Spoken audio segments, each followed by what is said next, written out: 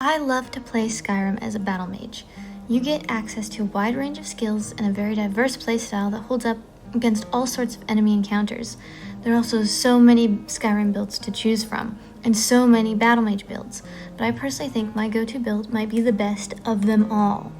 To start, a single-handed bound weapon is superior to a dual-wielding or two-handed bound weapon. It's way faster to swing, and my free hand can be swapped for other spells, preferably Firebolt or Flames until your magicka is currently too low to afford Firebolt. This way you have a very potent melee weapon, and you can range yourself from the enemy using Firebolt or Flames. Think about it. I am gaining experience for a minimum of 3 skills for every combat encounter I have. Destruction for my fire spell, Conjuration for my bound weapon, and one-handed for the same thing. But I can switch out one for a summoning conjuration spell, usually Fire or Storm Atronach, because you obtain these spells early on. But once you get to Conjuration 65, which doesn't take that long when you're regularly gaining Conjuration experience for every combat encounter, and once your magicka reaches an ungodly level, Dremora Lord is probably the way to go, especially since it lasts for a whole minute and has over 300 health. After that, Ash Spawn and Seeker are also very good. While we're on the topic of spells, I think it's handy to have Courage and Healing Hands, or Heal Other, for those who keep a follower with them. And speaking of followers, melee-focused two-handed tank. When you're still at that point when you're running low on magicka mid-encounter, I find it's best to fall back and let your followers sort of bottleneck some enemies while you recover. If you're using Firebolt at this point, you can go on the offensive by switching to the lower-cost Flame spell. This way you can still fight your way out of a pinch on low magicka. Working with a mage can be pretty tough, so I usually take someone like a member of the Companions, and I'll give them a pretty decent two-handed weapon and a decent bow, in case we're in a situation where neither of us can use melee weapons. For the same reasons about running out of magicka, since this is a pretty magicka-dependent build, it's imperative to invest some time in alchemy. You should at least gain admission to the College of Winterhold, so you have easy access to a lot of free ingredients. It's also a plus to become Archmage. Yeah, but you could also just steal from his garden in the alchemy collection if you're stealthy enough and you choose the right time of day to enter Salas Aran's quarters. As for armor, I think heavy is the way to go, for pretty much anyone. The obvious benefit is having significantly more protection, and usually look cooler too. The only benefits of light armor in comparison are that you're a little faster and that sneaking is easier. As for speed, I don't think this is a significant difference, unless you're using roll and sprint, of course. And for sneaking, if you're in a situation where you need to sneak, heavy armor is making that difficult. You can just be naked for a few seconds. That's even more inconspicuous than light armor.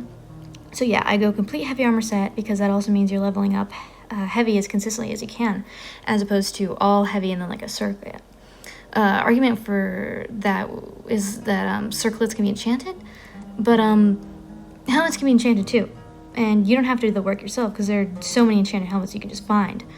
So we have 3 tiers of skills. First is the skills necessitated by the build, which is Conjuration, Destruction, one-handed. The second aren't required, but instead heavily recommended. You can void these skills and it'll be the same, but I don't think it'll be optimized otherwise, you know? So those are Heavy Armor, Alchemy, Restoration. And the final, 3rd tier, are just nice add-ons, so you know a way to fit these into your current run, or you just don't like doing them.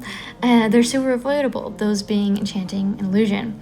You might notice that even though I mentioned their respective spells in the same segment, Restoration and Illusion are located on separate tiers. I did this mostly because I think Restoration is generally more important for basically any Skyrim player, because, well, if you're in a pinch and you're low on health, low on potions you need, and you still have some magicka, it is easy to cast like healing or something. That could be a major deciding factor in whether or not you survive an encounter on low supplies. That being said, Illusion definitely has its perks, but it's no Restoration. It's certainly one of those skills where you have to be trying to use it in order to level up. You also might have noticed that this late in the video, I still haven't touched on the preferable race for this build. And that's because I think your chosen species plays way less of a role in the build than the actual gameplay choices you make. If there's one I'd recommend, it would probably be Altmer, which is usually my go-to alongside orcs anyway, because they have really funny faces. Altmer/High Elves are the best for any mage-centric build because of their race perks, which grant them an immediately plus 50 magicka, as well as the ability to catch Highborn, which lets them regenerate 25% of the player's maximum magicka per second for 60 seconds. After that would be the Breton for their ability to catch Dragon Skin, which lets them absorb 50% of magicka from all incoming spells for 60 seconds. As for why I think race doesn't play a huge role in a build, it's also because these numbers become really insignificant after like level 15. If you're speedrunning, if you're doing some sort of challenge, something where you need any benefit you can get your hands on, yes, your chosen race absolutely plays a part in your ability to play a build the best you can. But like 50% poison resistance, frost resistance, command animal, plus 12 unarmed damage. After leveling up a few times, these numbers are so insignificant. I assume they are this way so the player or even the entire player base isn't encouraged to play only one race for every save they have. That way you eventually get exposed to every racial slur the wonderful citizens of Skyrim have to offer. That being said, water breathing? Really, Todd? Really, Mr. Howard? Every body of water in Skyrim is either super shallow or doesn't go anywhere. Why would I ever need this? Let me turn into a were-crocodile. And finally, the most important component of any Skyrim build. Is it fun to roleplay? I think yes. I love shiny colors. To wrap it up, I've been playing this game for about 6 years now, which isn't very long compared to a lot of people in the community, and definitely not long for those proposing builds. I went through a lot of articles and blog posts about other people's battlemage, spell sword, or just general conjuration-ish builds. I was a little surprised that I did not find any that were super similar to mine, but I did reference the kind of similar Skyrim Guide's battlemage, which instead uses a bound battle axe, which is two-handed. They have a spell sword build, but this one has an emphasis on light armor and on using actual one-handed weapon as opposed to a bound one.